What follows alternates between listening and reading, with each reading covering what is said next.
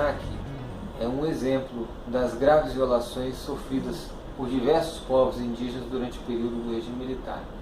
Ele oferece um recorte dessas violações que são uma continuação daquelas que ocorrem desde o descobrimento e colonização do país. Em 1920, o Estado de Minas Gerais havia doado à União 81 lotes de terra, mais 2.000 hectares, que correspondiam a parte do território original do povo Krenak.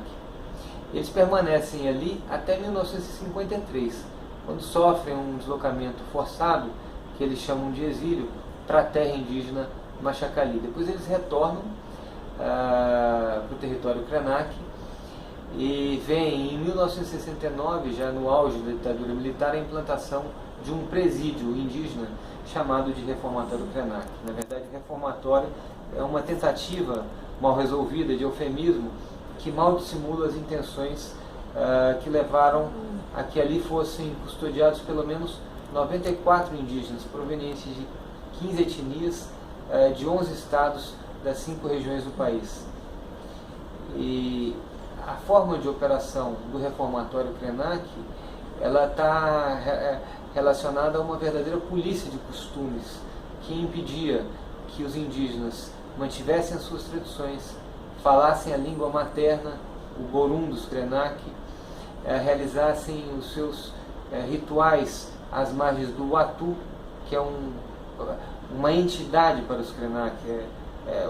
Eles chamam o Rio Doce de Uatu, e as suas margens que eles realizam os seus rituais, porque eles acreditam que ali no Uatu se encontram os seus maretos, os seus encantados. Eles eram presos também por se embriagarem ou por saírem do posto indígena sem autorização. Naquela época, as terras indígenas eram denominadas como postos indígenas, e o dos Krenak era o posto indígena Guido Marliere, que havia sido um oficial francês que veio ao Brasil e que teve anteriormente uma participação na relação do Estado brasileiro com os povos indígenas.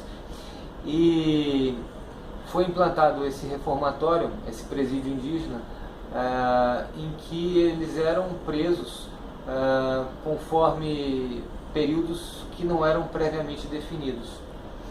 E não havia também julgamento pelos crimes, entre aspas, que teriam sido ou de que foram acusados os indígenas presos no reformatório. Uma figura central em todo esse processo era um capitão da Polícia Militar chamado Manuel dos Santos Pinheiro, o Capitão Pinheiro. E ele era a pessoa que comandava todo esse aparato repressor que vigia dentro de uma terra indígena, dentro do posto indígena Guido Marliere. Havia também uma guarda rural indígena que foi criada em 1969 pela portaria 231 do presidente da FUNAI. E é significativo que a primeira formatura de uma turma da Guarda Rural Indígena, que ocorreu aqui em Belo Horizonte, no Batalhão Voluntários da Pátria, tenha tido a exibição de uma cena de tortura, que foi objeto de uma filmagem que é um exemplo único de exibição pública de tortura no país, em que um indígena é exibido de pendurado em um pau de arara carregado por guardas rurais indígenas,